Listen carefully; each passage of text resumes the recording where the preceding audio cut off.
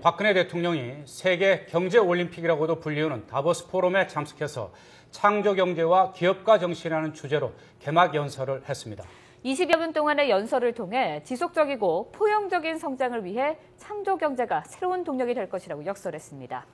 스위스 현지에 있는 취재기자 연결해서 자세히 알아보겠습니다. 박기현 기자. 네, 박기현입니다.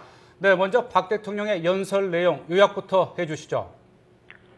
네, 박 대통령은 우선 세계 금융위기 이후 이어져온 기존 경제 체제의 한계를 언급했습니다. 저성장과 높은 실업률, 소득 불균형 등 기존 패러다임이 한계를 드러냈다면서 세계를 재편해 나갈 동력이 필요하다고 강조했습니다. 그러면서 한국은 그 동력을 창조경제에서 찾고 있다고 말했습니다.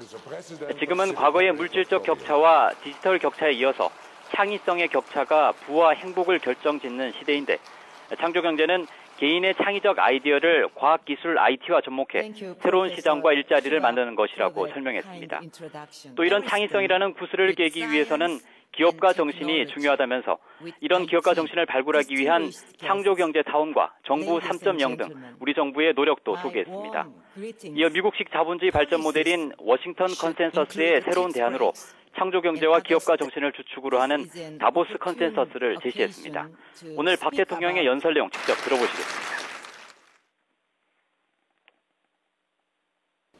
One that transforms the existing order and helps reshape the world. Korea is seeking that engine in the creative economy. Korea is focusing on building an ecosystem where entrepreneurship can flourish. We will use this as a platform for fleshing out our vision of a creative economy. 네, 개방 연설에 의한 슈밥 회장과의 질의응답에선 통일 문제가 다뤄졌죠. 네, 박 대통령의 개막 연설이 끝난 뒤에 세계경제포럼의 슈밥 회장의 질의가 이어졌는데요. 통일에 대한 슈밥 회장의 질문에 박 대통령은 두 가지 측면에서 이익이 된다고 설명했습니다. 첫째는 인도적인 측면에서 북한 주민들의 고통을 해결할 수 있을 것이라고 말했고, 둘째는 경제적인 측면에서 한국뿐 아니라 주변국들에도 이득이 될 것이라고 답했습니다. 박 대통령은 중국과 러시아를 예로 들면서 투자 활성화 등으로 동북아의 새로운 성장 동력이 될 수 있다고 강조했습니다. 그러면서 지난 신년 기자회견에서 했던 말을 사용해서 통일은 우리나라뿐 아니라 주변국에도 대박이라고 언급했습니다.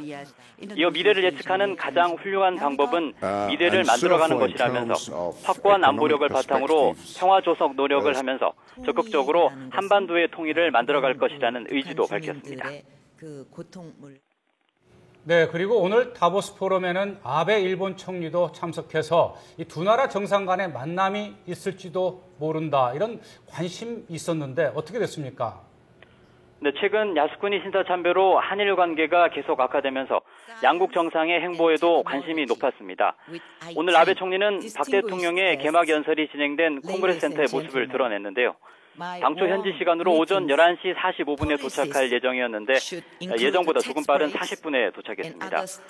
아베 총리는 현지 시간으로 오후에 기조연설이 예정돼 있어서 박 대통령과 마주할 가능성이 없다는 관측도 있었습니다.